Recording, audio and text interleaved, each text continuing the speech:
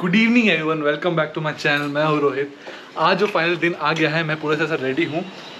मैं निकल रहा हूँ मेरे लाइफ टाइम की जर्नी पे। मतलब बस सच में बता रहा हूँ, मेरे बोलने के लिए इस वक्त ना बहुत कुछ है, बट मेरे गले से निकल नहीं रहा है। अभी सीन ऐसा है कि ओला बुक कर लिया हूँ। अभी लग रहा है कि मैं कुछ रोज भूल रहा हूँ, ऐसा फील आ रहा है मुझे। मैंने ओला बुक कर लिया है, मेरा पासपोर्ट यहाँ पर है, थोड़ा बहुत पैसा यहाँ पर है, 2 मास्क ले लिया, 2 फ़ोन ले लिया। ऐसा लग रहा है कुछ तो भूल रहा हूँ मैं, बट एनीवेज अब चलता हूँ और सोचूंगा और पागल बनूंगा। मैं निकल रहा हूँ मेरे जर्नी के लिए। अभी एक चीज़ मैं बड़ी ईमानदारी से बोलूँगा, मैं ये ट्रिप बहुत ही बजट में कर रहा हूँ। मैं जितना क्या, मैं अपने ट्रिप में कुछ भी मिलावट नहीं करना चाहता। मिलावट मतलब मैं कुछ भी फेक नहीं करना चाहता। मतलब मैं चाहता हूँ कि मैं जो भी दिखाऊँ एकदम ऑथेंटिक दिखाऊँ, कि अगर मेरे साथ कुछ अच्छा हो रहा है तो अच्छा हो रहा है, मेरे साथ बुरा हो रहा है तो हाँ बुरा हो रहा है। मैं सिर्फ वीडियो बनाने के लिए किसी चीज़ को मैनिपुलेट नहीं करूँगा, ये मैं प्रॉमिस करता हूँ। और जितना हो सके ईमानदारी से वीडियो बनाऊँगा मैं, और आपको सब कुछ बताऊँगा। अब मैं चलता हूँ, मम्मी निकल रहा हूँ, चलो। 7 मिनट लगे ओला आने को। लो, इसी से शुरुआत करो। क्या है? शुभ शगुन। शगुन? हाँ। इतने महंगे के ज़माने में इसमें क्या होगा? हाँ, शगुन। और ये यात्रा के लिए दे रही हूँ, खिला रही हूँ जीरा। दे पिला। आ करो, आ बस। ये है मेरी माँ। चल मैं निकलता हूँ। अरे रोक क्यों रही है? अरे अभी रात को फ़ोन करूँगा, ठीक है? फ्लाइट मिलना ही बहुत बड़ा चैलेंज है अभी। मैं इस बार एक नया गोप्रो का सेटअप यूज़ कर रहा हूँ। मुझे पता नहीं ऑडियो कैसा रिकॉर्ड करता है ये। पहले सेटअप अलग था, अब सेटअप अलग है। अब जो भी जैसा ऑडियो भी आएगा उसको मुझे थोड़ा एडिटिंग पे ठीक करना पड़ेगा। मैंने एक्सपीरियंस नहीं किया है, क्योंकि ये ट्रिप शुरू होने से बस 4-5 दिन पहले ही मैंने ये सेटअप खरीदा। 2-4 सामान छूट जाए चलेगा, बट कोई पेपर ना छूटा हो, बिकॉज सबसे बड़ा लफड़ा पेपर का ही है। एक भी पेपर कम हो रहा है तो एयरपोर्ट पे बहुत कुछ प्रॉब्लम हो रहा है। अगर मैं थोड़ा नज़दीक पहुंचता हूँ फिर बताता हूँ एयरपोर्ट पे क्या क्या सीन चालू है। बिकॉज ये ट्रिप शुरू करने के लिए मुझे बहुत पापड़ बेलने पड़े, बहुत रिसर्च करना पड़ रहा है, बहुत लोग से बात किया। कहीं पे भी 100% सॉलिड आंसर मुझे कहीं नहीं मिल रहा है। तो मैं जानबूझ के ये वीडियो बना रहा ताकि मेरे बाद कोई ट्रैवल करे तो उससे मालूम पड़े कि एयरपोर्ट पे क्या क्या प्रॉब्लम हो रहा है। मैं 2-4 एयरलाइन से बात भी करूंगा, वो लोग वीज़ा किस तरह से दे रहे हैं, वो लोग बोर्ड किस तरह करने दे रहे हैं, किस लोग को अलाउ कर रहे हैं, मैं बात करूंगा। बिकॉज मेरे पास टाइम है। मैं एयरपोर्ट 7 घंटे पहले जा रहा हूँ, बिकॉज 6 घंटे पहले बुलाया गया एयरपोर्ट पे, ताकि एक वहाँ पर एयरपोर्ट पे नया RT-PCR कराया, रैपिड RT-PCR बोलते हैं उसको। उसके अलग खर्चे हैं, वो 5,000 का खर्चा है। बट देखता हूँ, पहले पहुँच जाता हूँ एयरपोर्ट।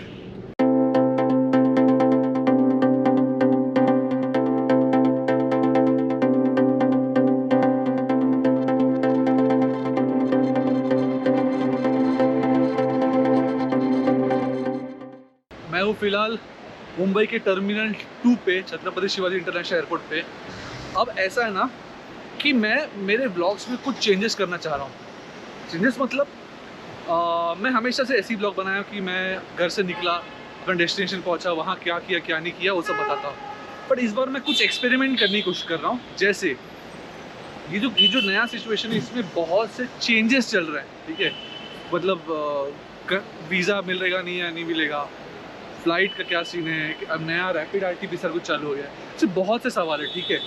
प्रॉब्लम ये है कि मैंने इंटरनेट पे बहुत ढूंढा। मेरे मन में 50 सवाल पहली बात तो है। मैंने इंटरनेट पे बहुत ढूंढा, मुझे कहीं पे भी कॉन्क्रीट इन्फॉर्मेशन कहीं नहीं मिला है। मैंने फेसबुक ग्रुप्स पे भी डाले, वहाँ से कुछ इन्फॉर्मेशन मिले, इंटरनेट से कुछ मिले, बट कोई कॉन्क्रीट इन्फॉर्मेशन पूरा मुझे कहीं नहीं मिल रहा है। मैं एक वीडियो बनाऊंगा जिसमें उन सारे सवाल के जवाब मैं दूंगा। बिकॉज जाहिर सी बात है, जो अगर मैं कुछ फील कर रहा हूँ, मुझे कुछ क्वेश्चंस है, और आप भी एक ट्रैवलर है, तो आपको भी वो आप फील डेफिनेटली करोगे, आपके मन में वो सवाल उठेगा। तो मैं वो एक वीडियो बनाऊंगा। अब पहला सवाल मेरे मन में आ रहा है कि मुझे एक नॉर्मल RT-PCR कराना पड़ा मुंबई एयरपोर्ट आने से पहले। अब ऐसा है कि जो UAE की फ़्लाइट है, उनको एक एयरपोर्ट पे 6 घंटे पहले रैपिड RT-PCR कराना है। ठीक है, ये एक हो गया। अब मुझे ये नहीं पता कि वो रैपिड आरटीपीसीआर हो कहाँ रहा है, एयरपोर्ट के अंदर हो रहा है कि बाहर कोई काउंटर बनाया हुआ है। दिल्ली एयरपोर्ट के कुछ वीडियोस है यूट्यूब पे, बट मुंबई एयरपोर्ट का मुझे कोई कॉन्क्रीट इन्फॉर्मेशन नहीं मिला, तो वो काम मैं कर देता हूँ। तो एक वो हो गया। अगर मुझे रैपिड पीसीआर कराना ही है तो ये जो मैंने एक और आरटीपीसीआर कराया है उसका यूज़ क्या है? सिर्फ एयरपोर्ट के अंदर घुसने के लिए वो यूज़ है कि क्या है, मुझे नहीं मालूम। तो मैं एक उसका सलूशन निकालने की कोशिश करूँगा। अंदर में जाऊँगा, कुछ सवाल और है, जैसे वीज़ा ऑन अराइवल का मुझे सवाल है, और क्या क्या डॉक्यूमेंट्स आ सकते हैं वो सवाल है। अगर मैं होपफुली शारजा पहुँच गया तो वहाँ पर भी कुछ सवाल है, उस सब के भी जवाब दूँगा। तो अभी चलते हैं अंदर, पता करता हूँ रैपिड पीसीआर टेस्ट कहाँ हो रहा है और फिर उसका प्रोसीजर बताऊँगा। तो जो भी होगा जैसा वो बताऊँगा। अब चलते हैं। मैंने जिस बात की यहाँ पर रैपिड पीसीआर टेस्ट कहाँ होता है, कुछ लोग बोल रहे हैं अंदर होता है, कुछ बोल रहे हैं यहाँ बाहर हो रहा है। बाहर में भी काउंटर है, मैं यहाँ बाहर वाले काउंटर बात किया, वो लोग बोले कि यहाँ मत कराइए, आप डायरेक्ट अंदर चले जाइए। तो यहाँ आप करिए, आपको बाहर वेट करना पड़ेगा। अगर आप अंदर जा कराएंगे तो आपका फ्लाइट चांस है कि वो मिस ना हो। तो मुझे उन्होंने सजेस्ट किया आप अंदर चले जाओ, मैं भी अंदर जा रहा हूँ। आप जब मुंबई एयरपोर्ट आएंगे टर्मिनल 2 पे, तो आपको जाना है पी जो टावर है वहाँ पर। आपका आरटीपीसीआर रैपिड आरटीपीसीआर टेस्ट यहीं पे होगा और बाहर टेस्ट कराने की ज़रूरत नहीं है। बाहर भी एक हो रहा है, बट आप अंदर ही करा लीजिए, वो आपके लिए बेटर होगा। तो अब मैं जा रहा हूँ मेरा आरटीपीसीआर टेस्ट कराने, रैपिड आरटीपीसीआर टेस्ट कराने, सॉरी बहुत कन्फ्यूजन है। तो वो कराने जा रहा हूँ मैं, देखता हूँ क्या एक्सपीरियंस होगा, कितना खर्चा आएगा, सब अपडेट करता हूँ मैं। जो यूएई के फ़्लाइट है ना, उसके लिए यूएई गवर्नमेंट ने कहा है कि जो भी फ़्लाइट इंडिया से आएगी उनको एयरपोर्ट पे 6 घंटा, जब उनकी फ़्लाइट है उससे 6 घंटे पहले उनको रैपिड आरटीपीसीआर कराना पड़ेगा। मतलब जो मैंने एक आरटीपीसीआर कराया है यहाँ पर, जो मैंने कल दोपहर को कराया था और आज सुबह उसका रिज़ल्ट आया, वो तो चाहिए ही चाहिए। उसको सिर्फ आरटीपीसीआर बोलते हैं, बट एयरपोर्ट पे आके उनको रैपिड आरटीपीसीआर भी कराना होगा। दोनों में डिफरेंस ये है कि रैपिड आरटीपीसीआर का जो रिज़ल्ट है ये 1 घंटे में आ जाता है। इसका कॉस्ट जो है वो है 4,500 रुपया। ये कॉस्ट मेरे हिसाब से बहुत ज़्यादा है। कुछ लोग दिल्ली एयरपोर्ट पे जो करा रहे हैं उसका कॉस्ट रिड्यूस करके 3,900 रुपये कर दिया गया है, बट मुंबई एयरपोर्ट पे ये 4,500 रुपया है। बट ठीक है, अब क्या बोलूँ, मजबूरी है, करना तो पड़ेगा ही। तो अब मैं वेट कर रहा हूँ मेरे टर्न का। उन्होंने मुझे 8 बजे बुलाया है, जैसे 8 बजेगा, अभी 7:30 हो रहा है, 8 बजेगा तब मैं जाऊँगा मेरे टर्न के लिए, और जो भी एक्सपीरियंस होगा शेयर करूँगा। तो मेरा रैपिड आरटीपीसीआर टेस्ट भी हो चुका है, मुझे उसका मेल आया था। मुझे 8:38 PM को मेरा टेस्ट हुआ था। उन्होंने कहा था कि रिज़ल्ट 45 मिनट में आ जाएगा, बट अब हो रहा है 9:35 PM। 3 मिनट है 1 घंटे होने के लिए, देखते हैं रिज़ल्ट कब आता है। उन्होंने मुझे कहा कि आपके मेल पे रिज़ल्ट आ जाएगा, पर आपको चाहिए तो आप फिज़िकल कॉपी भी ले सकते हो। जहाँ टेस्टिंग हो रहा है उसी के पीछे एक और काउंटर है, वहाँ पर मैं फ़िज़िकल कॉपी लेना प्रेफर करूँगा, बिकॉज़ एक तो एयरपोर्ट पे जो प्रिंट आउट्स होते हैं वो बहुत महंगे होते हैं, और अगर मुझे ये फ्री में मिल रहा है तो मैं ले लूँगा, पैसे देने पड़े तो मैं नहीं लूँगा। मैं आपसे एक इम्पॉर्टेंट अपडेट शेयर कर देता हूँ। हुआ ये कि मुझे मेल अभी तक नहीं आया है, अब बज रहे हैं 9:55 PM, बट मेल नहीं आया। फिर मैंने क्या किया, मैंने सबअर्बन की वेबसाइट पे लॉगिन किया, वहाँ मेरा नंबर डाला, OTP आया, OTP डाला और वहाँ मेरा रिज़ल्ट था, तो मैंने वहाँ से डाउनलोड कर लिया। तो अब रिज़ल्ट आ गया, रिज़ल्ट नेगेटिव है। देखता हूँ इसका प्रिंट आउट मिलता है, प्रिंट आउट लेता हूँ और फिर चलते हैं बोर्डिंग पास लेने। फाइनली मेरा बोर्डिंग पास मिल गया भाई। मतलब बहुत चेकिंग है, सिर्फ एयरलाइन के काउंटर पे ही बहुत चेकिंग है, बट फाइनली मिल गया, सब कुछ सॉर्टेड है। अभी जा रहा हूँ मैं इमिग्रेशन की तरफ। एक बार इमिग्रेशन हो जाए, शांति से बैठूंगा, सांस लूँगा, बिकॉज मुझे एक पल ऐसा लगा कि भाई मेरे को बोर्ड नहीं करने देंगे। मतलब मेरा डॉक्यूमेंट 2 लोगों ने चेक किया है पूरा, बट ठीक है मिल गया। मैं भी जा रहा हूँ इमिग्रेशन की तरफ, वो काम हो जाएगा मेरा, फिर मैं सांस लूँगा। अब चलते इमिग्रेशन के लिए। चलो भाई, इमिग्रेशन भी सक्सेसफुल क्लियर हो गया। जितना इमिग्रेशन ने सवाल नहीं पूछा उससे ज़्यादा तो एयरलाइन वालों ने सवाल पूछा, बट ठीक है भाई, काम हो गया। इतना अब कंफर्म हो गया है कि फाइनली मैं जा रहा हूँ शारजा। जब मुंबई एयरपोर्ट आया हूँ मैंने KFC कभी भी मिस नहीं किया है, बट इस बार मिस कर दिया, बिकॉज हूँ बजट ट्रिप पे, 1.5-2 साल निकालना है। फ़िलहाल एक पैसा इंपॉर्टेंट है। तो अभी मेरा गेट 78 है, मैं वहाँ जा रहा हूँ और चलते हैं। जब मैं यूएई की बात करूँ तो यूएई को लेके लोगों में बहुत कन्फ्यूजन था कि क्या डॉक्यूमेंट लगेंगे क्या नहीं लगेंगे। बीच में कुछ ऐसा भी आया था कि कुछ इंडियन एयरलाइंस जो है वो यूएई जाने वाले लोगों को जिसके पास यूएसए का वीज़ा है उनको अलाउ नहीं कर रही थी, बट फिर सुनने आया कि हाँ अलाउ कर रही है। तो क्या क्लैरिटी था कुछ पता था नहीं।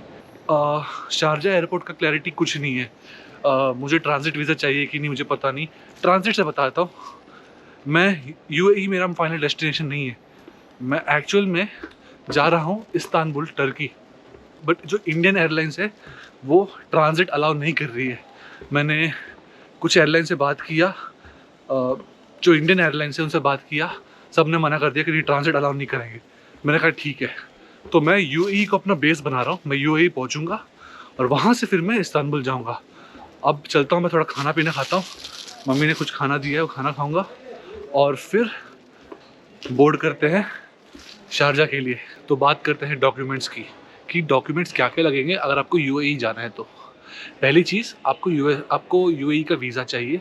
अब जब मैं यूएई बोलता हूँ तो आप कहीं पर जा सकते हैं, Abu Dhabi, Dubai, Sharjah, Al Ain, Ras al Khaimah, ऐसा टोटल 7 एमिरेट्स है। आप कहीं पर भी जा सकते हैं और सबके लिए एक ही वीज़ा होता है। बट मेरा केस ऐसा है कि मेरे पास यूएई का वीज़ा है ही नहीं।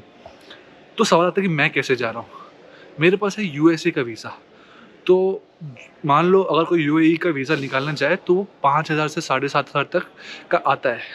मेरे केस में मुझे वो निकालना नहीं है। मेरे केस में मैं यूएसए की वीज़ा के दम पे यूएई में पूरे जितने भी एमिरेट्स हैं सब में मैं ऑन अराइवल ले सकता हूँ। उसके लिए मुझे शायद से 100 दिरहम पे करना पड़ेगा। 100 दिरहम इंडिया कुछ 2,100 शायद ऐसा कुछ होता है। मैं नीचे डाल दूँगा एग्जैक्टली अभी का कन्वर्जन रेट क्या है, तो मुझे वो पे करना पड़ेगा।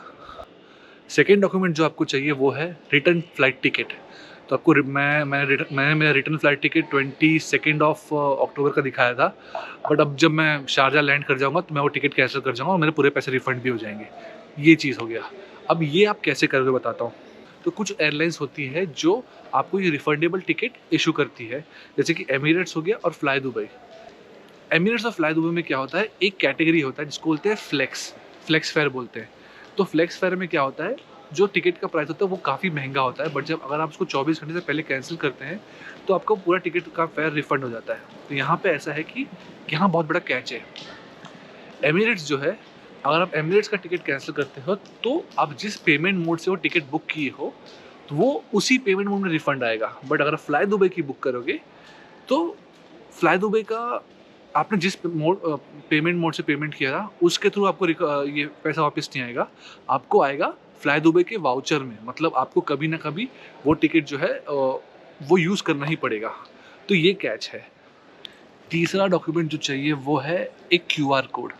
तो जो भी यूएई जा रहा है, भले वो कोई भी हो, तो उनको एक क्यूआर कोड चाहिए जिसका एक ऐप है उनका, जिसका नाम है अल हुसैन।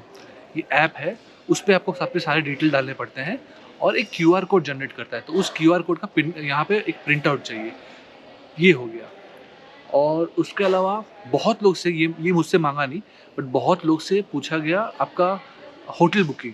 मुझसे तो कुछ मांगा नहीं, मेरे पास उन्होंने यूएसए वीज़ा देखा तो शायद उसका कुछ असर होगा, तो बट मुझसे होटल कुछ भी मांगा नहीं। याद है मैंने आपको सबसे पहला सवाल क्या पूछा था कि अगर एयरपोर्ट पे आरटीपीसीआर रैपिड आरटीपीसीआर निकाल ही रहे तो जब हम घर से एयरपोर्ट आ रहे हैं तो वो आरटीपीसीआर का यूज़ क्या है।